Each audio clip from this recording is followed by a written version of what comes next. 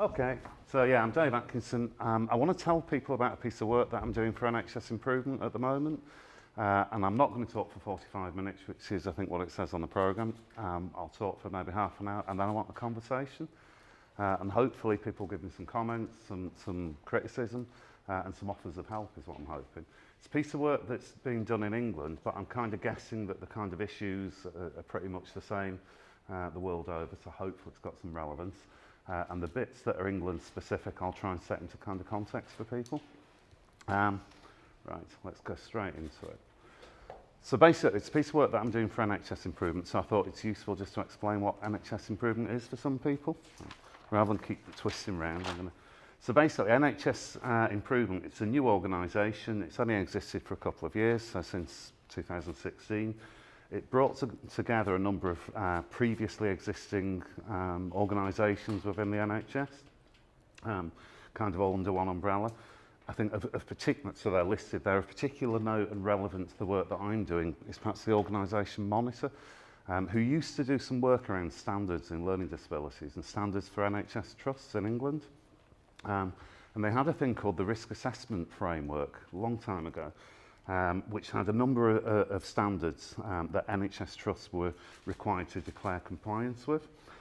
So the sorts of things that were in there were that trusts had to indicate that they'd got an electronic flagging system so that they could identify people with a learning disability that moved in and through their services, that they used and promoted the use of accessible information, that there was good support for family carers, that there was a reasonable level of awareness training, learning disabilities awareness training for all members of staff, a range of things. And that ran for kind of many years, and pretty much every NHS trust in England, year on year on year, declared full compliance with it. But we sort of know that there's a problem with that, because despite those declarations of compliance, we know that people are still dying 20 years too soon, so something wasn't working. So I guess what we're trying to do is to take that a few stages further and come up with a system that actually drives some genuine improvement to services. So that's NHS Improvement. It works, it's English, it works across 4 regions, employs around 1,300 staff. There's a national team and 4 regional teams. Works very closely, kind of hand in hand with NHS England, and also has very strong links with the Care Quality Commission. So for people from outside of England, that's our healthcare regulators in England. So what does it actually do? It has a range of functions, but essentially it's about holding providers, NHS trusts to account. And I guess principally going into NHS trusts where there are difficulties, where people are struggling to deliver the quality of service that we would want, and kind of promotes and supports those trusts to improve, but in a sustainable way over the longer term. So some of my colleagues from NHS Improvement, before I arrived there and started assisting with this, had visited pretty much every NHS trust in England and had fairly consistently heard the same sort of messages. They heard about things that had gone wrong, they heard about disparities in the level of service provision from one trust to another, and really about a kind of lack of standardisation. Services, they found lots of nurses and medics and allied health professionals were kind of asking for clarity around sort of national expectations, and really were asking for some centrally driven standards to be articulated, and then for some support to meet those standards. So my colleagues kind of started thinking about that, and I guess that's around about the time that I started to get involved. So why do we need them? I've already kind of touched on this. Essentially, things aren't getting better quick enough. I guess that's fairly readily apparent. I've already mentioned the old Monitor Risk Assessment Framework, and yet we know that there's probably 3 people in England, in NHS trusts, in hospitals who are dying avoidably every single day. So things are not getting better quick enough. So it kind of becomes clear that if we get our standards right and we have some tangible way of making services move towards genuinely attaining those standards, that we can drive a degree of improvement. So that's what we're seeking to do. But we kind of need to learn from some of the, I guess, or in my head, we need to learn from some of the things that perhaps didn't go so well with the old Monitor Risk Assessment Framework, and kind of why that didn't drive the improvements that we were looking for. which is I'll come on to in a minute. So we've had loads of reports. So we know people are dying avoidably, we know people are dying too soon, we have scandals, we have reports on a regular basis, we hear that people's human rights are not being respected, are not being protected, people are not being treated well enough, there are difficulties across the workforce in terms of knowledge and skills and recruitment and retention, and we know also that there's difficulties in getting a genuine focus on outcomes at times. So that's kind of the starting point as to why we need them. If we get them right, if we can get standards that people genuinely move towards, then that should lead to improved planning, to better quality support for people who are using NHS trusts. Hopefully we can kind of compel people to work a little bit better together, to communicate, to coordinate better, to listen more closely and more attentively to families and to act on what families and people with learning disabilities tell them. And also it gives NHS trusts an ability to self-rate, to benchmark, and to learn from neighbours and colleagues in other areas of the country. So if we get these things right, hopefully that's where we're heading. So, guiding stars. I suppose the other thing that I worked on, and I know that Gwen mentioned it this morning, was the Health Equalities Framework, which some people might have come across, which is an outcomes measurement system. One of the things that we kind of learned over the years with the Health Equalities Framework is pretty much that if you measure something, it moves. So if I say I'm going to measure the quality of whatever, on whatever attribute, people move towards what good looks like.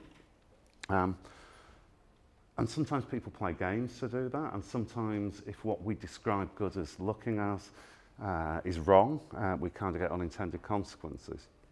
So the way that I've kind of been explaining, I reckon if I go around a whole batch of hospitals and come up with some really spurious measure as to what good looks like, that certainly in England, and I have no reason to believe it wouldn't be the same anywhere else, people will bend over backwards to be deemed to be good, which is fine as long as our little guiding star lies in the right place. So the example, and I used this at a conference a few weeks ago, and it was a bit of a faux pas, and I'll explain why in a second, but there was a podiatrist in the room, just remember that. So the example that I've given, if we decided that we're going to measure quality of services on the average shoe size of members of staff who work for that NHS trust, I'm kind of old and cynical, and I reckon that an awful lot of trusts will go out and recruit people with massive feet, yeah, which of course has nothing whatsoever to do with quality. So it will make no difference to the outcomes that people experience. But trusts will, and I know we've got equal opportunities, but we'll find a way of doing it. But then the trusts have the problem, services have the problem. What about the people that you already employ who've got tiny little feet? But we'll play games with that. We can get around that. So we'll make them wear massive shoes, yeah? People remember Claude Hopper, the old cartoon, yeah? Or, yeah, I kind of remember when I was a kid and I used to get my big brother's hand-me-down shoes. And my granny or my mum would stuff a load of newspaper into the toes. So we'd do that with our staff, and then we'd be deemed to be the best service in the land. But the problem then is that we get unintended consequences. Now, this is why it went wrong when I was talking to the allied health professionals, because I started suggesting that the consequence, you know, the kind of manky old men, toenails, that's not a correct term, apparently. And I managed to recover a little bit by talking about bunions and hammer toe. But essentially, what happens is if we set our guiding star in the wrong... Oh, what's this? Oh, it's all right. Sorry, a little message just popped up on there. Don't touch it. Yeah, so basically, if our guiding star lies in the wrong place, it'll make not a blind bit of difference to the kind of quality outcomes that people experience. And if we're not careful, cynical trusts, cynical providers, cynical services will cheat and will game in order to look good, and it'll give rise to all manner of unintended consequences. So basically, they're the two things we need to avoid. So how do we make sure our guiding star lies in the right place? And I guess that's the kind of issue when we talk about how do we validate measures, how do we validate standards. And I guess for me, the key thing is to talk to the people that are on the receiving end of services, which we'll come back to. So for the standards that I'm developing with NHS Improvement, we started thinking about where should the guiding star be. So I guess the starting point is that we should be looking at good person-centred principles, and lots of people have done work on this before, and lots of people tell us on the basis of considerable engagement what good person-centred services look like. So we need to make sure that our standards, and however we measure progress towards those standards, reflects these principles. And essentially, I kind of look through this is some stuff from the Picker Institute, but if you kind of look at anything that's written about identifying quality and person-centred service delivery, it's the same thing, and it's not rocket science. You can ask mums, dads, people that use services, your own experiences of services. It's about getting help when you need it, that the help that you get is effective in addressing the problems, the issues, the needs that you've got. There's effective coordination, that your choices are honoured and respected. There's a recognition that people need emotional support, regardless of what kind of service that they're availing themselves of. That services should be similar pretty much wherever you go, that the people who help and support you, you should feel that you can trust those people, that they're trustworthy. People communicate well, your families, it's a whole range of stuff that you'll all know about. So we've tried to design a set of standards that reflect that. The other thing, just I guess it's on the back of other projects that I've worked on over the years, is I think we need to pay particular attention to human rights-based approaches.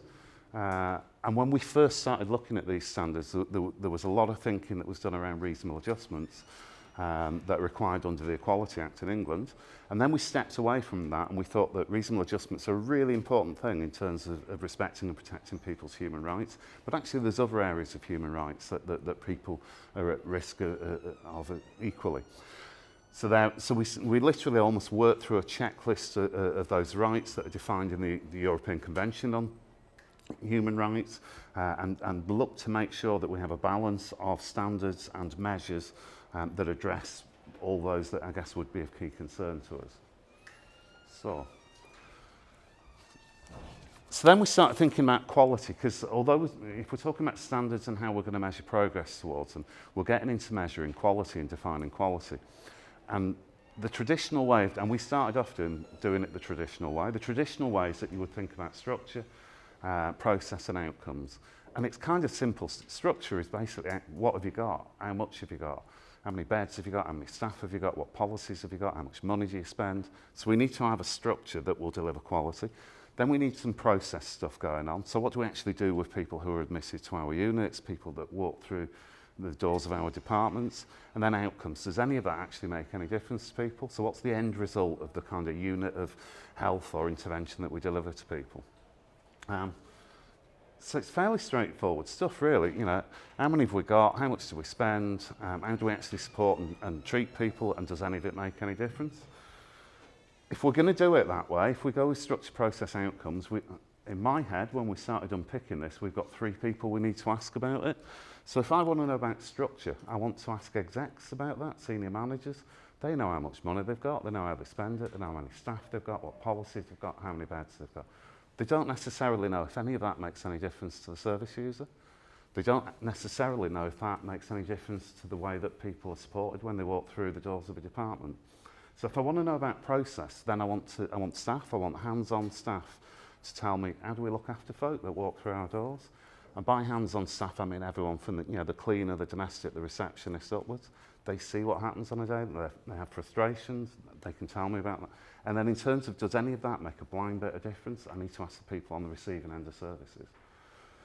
So we've tried to build, so we're going to have standards, and then we're trying to build a system where we can measure performance on the basis of structure, process and outcome, and that will establish a guiding star, and that services will move towards that. And we need to involve all 3 of us. Now, then, let me just check what, I've rearranged my slides. Yes, that's the next one.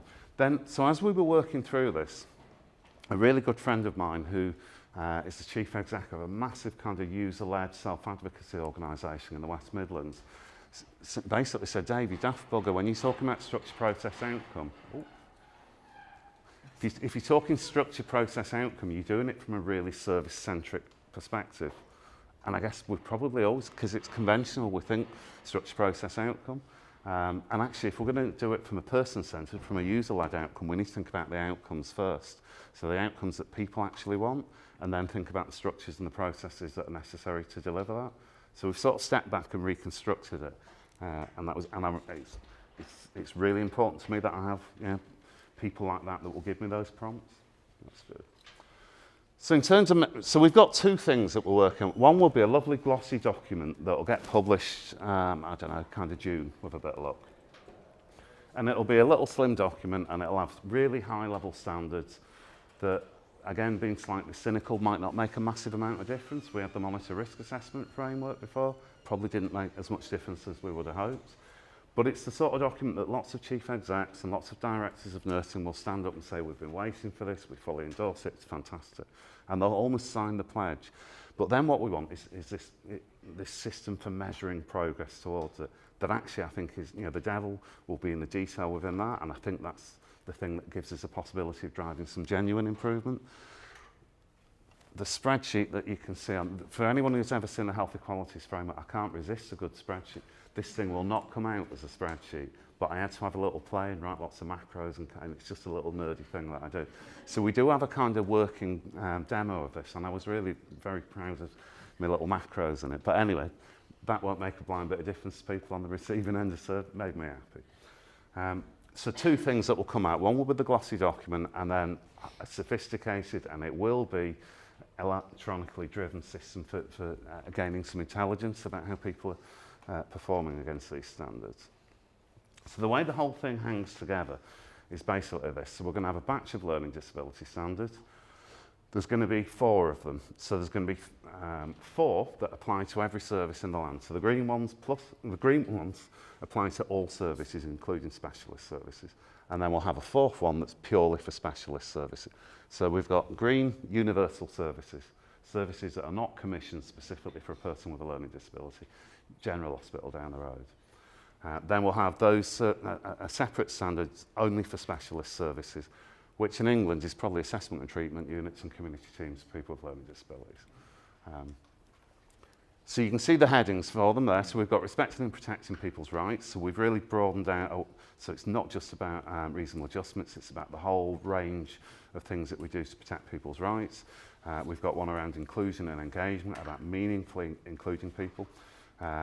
Clearly we need one about workforce, and I guess everyone's aware of some of the pressures on the workforce at the moment. And then the 4th one around our specialist services.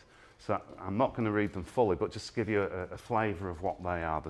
So here's the standard that relates to rights.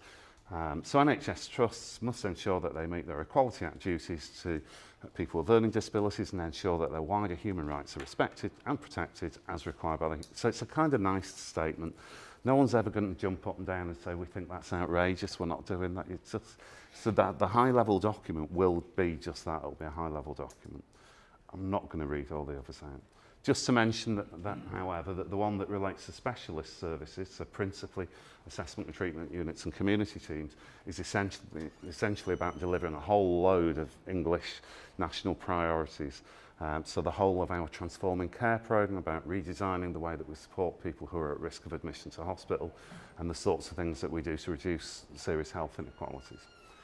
So there are standards. So then what we did, after my rethink and realising that structure, process, outcome was entirely the wrong way of doing it, then we started thinking about outcomes first. So we're kind of 2/3, 3/4 of the way through engaging with, talking with a range of really large user-led self-advocacy organisations who've been really fantastic and really, really helpful with me. Really sort of trusted, valued colleagues in this. And we've sat and we've thought about, so in terms of each of the standards, if those standards are genuinely being met within an NHS trust, what does that mean to the person? What does that mean to their family? So they've started to define, and I've run it separately with lots, and the concordancy agreement is massive. So people are really clearly describing the outcomes of interest to them that will arise out of services meeting those standards. So we've got those first, rather than last. Then sat underneath that, we've then got improvement measures. So for each standard, there are a range of improvement measures. So an improvement measure is the things that we expect trusts to demonstrate that they do in order to meet those standards. So for most of them, there's 5, and you can see for workforce, there's 4. So we've got our standards, we talk to people and families, they tell us the outcomes, then we've reflected that in these improvement measures. Sat underneath that, right down at the bottom, we've then got a massive batch of metrics. So the precise thing, they might end up being called something different, indicators or whatever, but the things that we're going to measure people on. So we've got the information that we want from managers, who are going to tell us about the structures that they've got in their services, and then we've got the things that we're going to ask frontline staff about to tell us about performance. So we've put outcome right at the top, because if we do it from a service-centric perspective, we look at what structures we got, We look at what we do to people who come through our doors, and then we say this is the outcome. Well, it might not be the outcome that they want. So, I have my little spider's web to remind me. So on our little working demo that we've got of this, where we've got miles too many metrics, there's hundreds of the damn things at the moment. It's a starting point and we'll prune them back. But we also recognise that a lot of things cross-reference to one another. So there are things that you might do around workforce that are equally about respecting, protecting human rights or promoting engagement. So on the kind of working demos and as we refine the metrics, we're recognising that there's all sorts of cross-linkages. So already to date, we've got all sorts of little algorithms that are being developed so that scores will cross-populate each other. So that's how the whole thing kind of hangs together.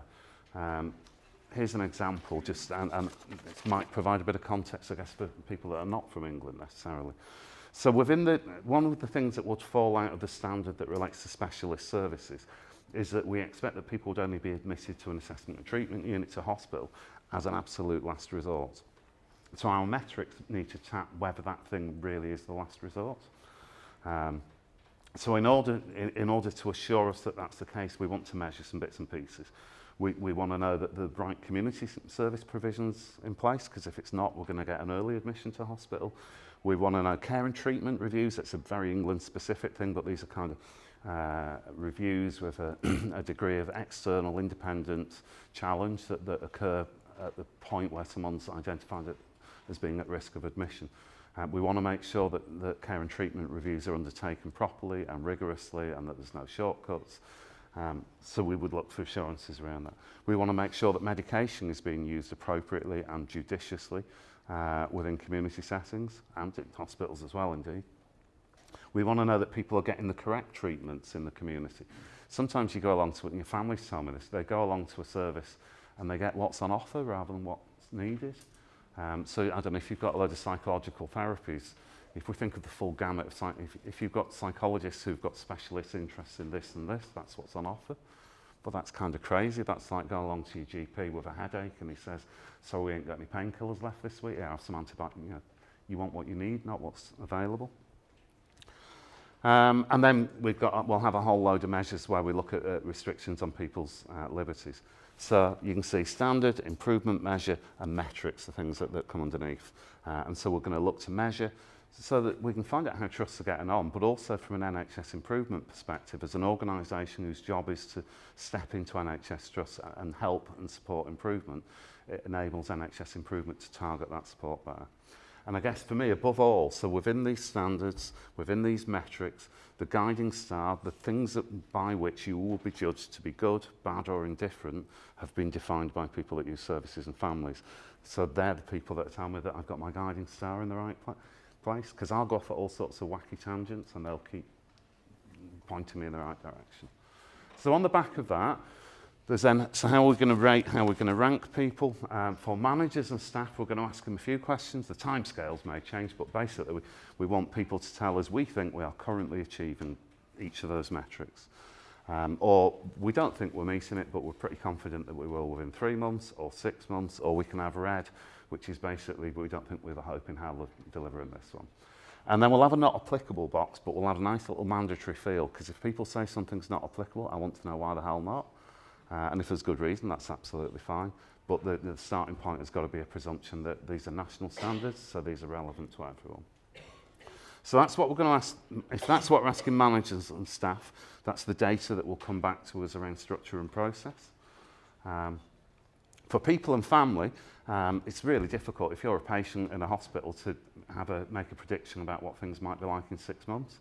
So from them, of course, we're interested in outcomes, so we're going to offer people a whole load of I statements. I'm guessing everyone's familiar with I statements, and we want people to give us an assurance on the basis of their most recent experiences as to whether or not that was the case.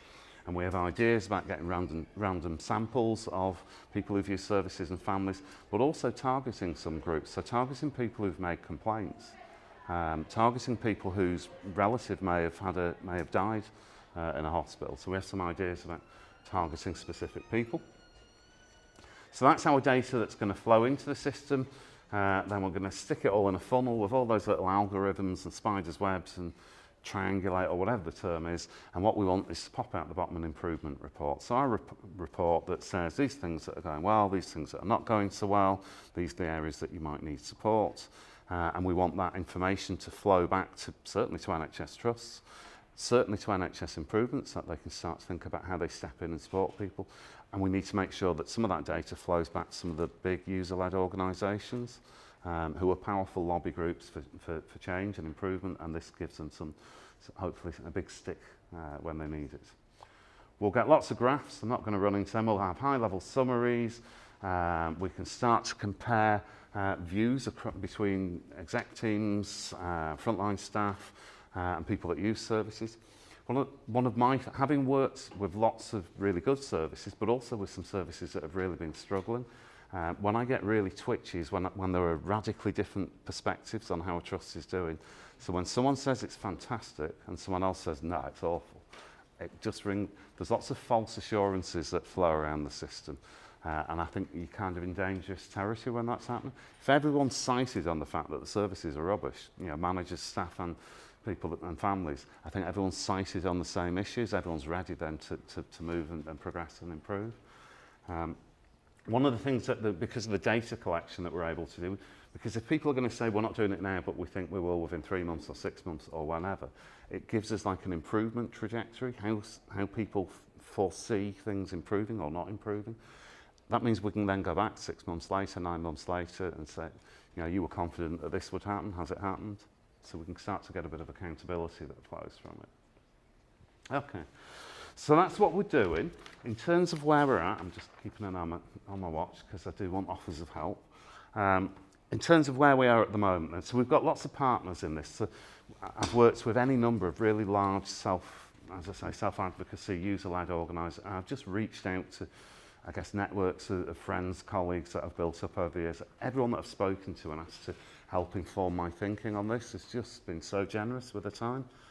And it kind of reassures you there's a lot of kind of good people out there that want to get involved. We're all fighting for the same things. So we have a first draft of our standards paper, and it kind of gets refined every time I look at it, so I need to start looking at it for a bit. But it'll go through a few more revisions yet. The standards are pretty much agreed, the things that I showed you earlier. There'll probably be the odd tweak of wording yet, and certainly some of the people that use services and their families have suggested little minor tweaks.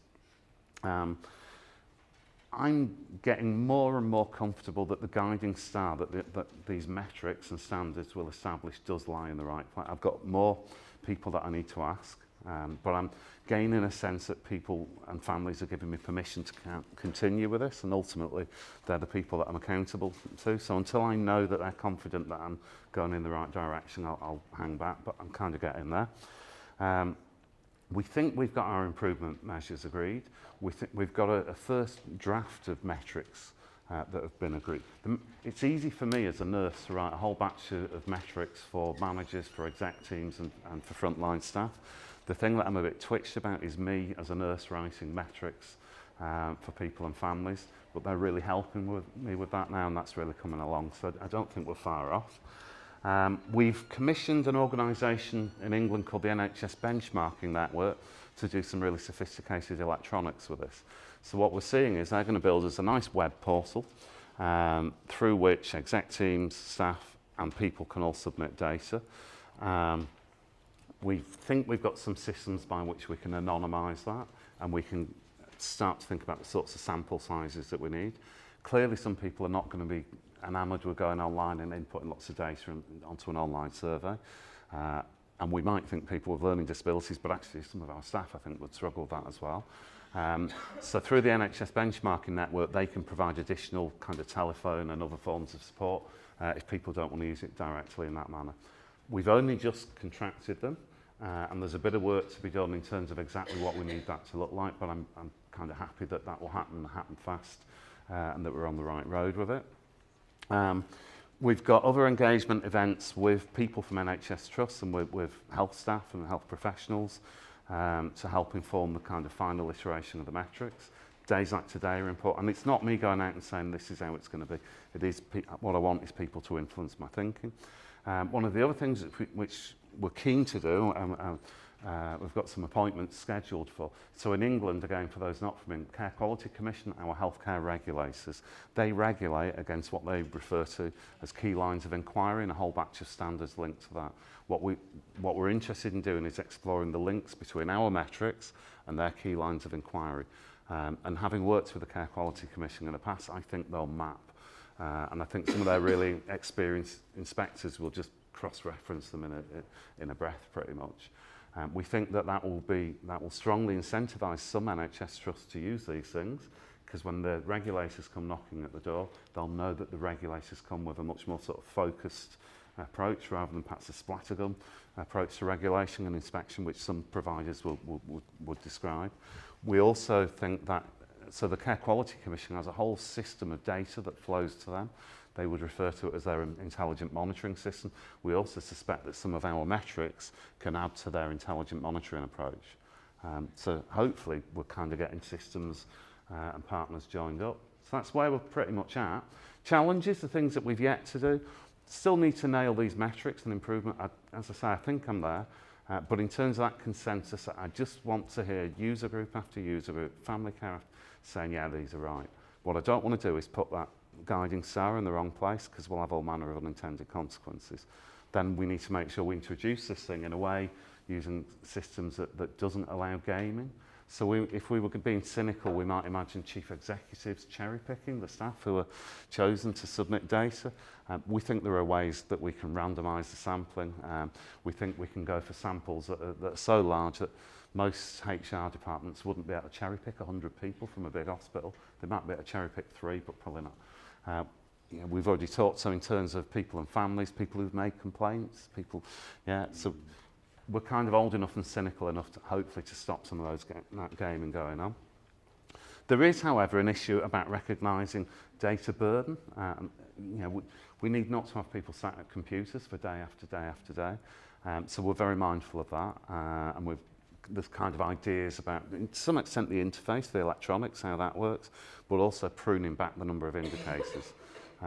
One of the user-led organisations started looking through some of the detail of our metrics and tell us that we've got metrics in there that are almost like killer questions. And they really mean it, because what they're saying is when trusts get this stuff wrong, people are dying. So prune back the others, but keep the killer questions in there. And they're quite happy to help me work out which are which. We want to think about aggregation. I want to have an ability to anonymise and aggregate this data. And this is probably going back to some of my origins with the Health Equalities Framework, for those that are familiar with it. But I don't want to just look at how one hospital's doing. I want to look at how a locality's doing, or commissioners, which I know is a bit of an English concept. But if we've got 3 hospitals all in the same area, but all run by different NHS trusts, I might want to aggregate that to see in that city how a service is performing. I might actually want to be able to aggregate it up beyond the city level to regions and sub-regions. So we want that ability to be able to aggregate data, get high-level pictures as to what's going on, but also to be able to pull it apart and disaggregate it to find where the devils are within some of that detail. We're exploring links with commissioning, because clearly there's a thing about what's people's experiences on the back end of services. What are we doing when people walk through our doors, and how many beds have we got, or how many staff have we got? But there's also a thing about what are we actually being paid to do, what are commissioners asking trusts to do. So we're having some conversations about how this can help commissioners and better potentially inform some of their commissioning practices. And then there's still some thinking to do about the performance reports. I'm quite happy to write a nice glossy report with all sorts of statistical analyses, and we'll chuck that at NHS trusts and at exec boards. But crucial to me is making sure we've got a flow of data that goes back to people and families. And that's kind of pretty much where I'm at. So I've said questions, but don't just... offers of support and help would be better than questions. How are we doing for time, Ben? You're out of time, really. Okay. Yeah, but people can come up to you in the they can. break. Yeah. Has anybody got a burning question or comment today? No, they're so polite. They really are. What I just remembered, actually, because I haven't seen you for a little while, but why I really like you, and that's because you love a challenge. And I just think, like, this is really tough work to do. So if you can get this right, and I don't doubt for 1 minute. See, for me, it's like if any of you looked in my car, I'm one of the scruffiest people you'll ever meet. Do you know what I mean? But stuff like this, it's a mess and I have to tidy it up. The car doesn't matter, but yeah. Anyway, that was brilliant, Dave, and good luck with that piece of work. And oh, by the way, thanks for explaining what NHS improvement does, because I work there and I'm still trying to find out, so that's really good. Cheers, man.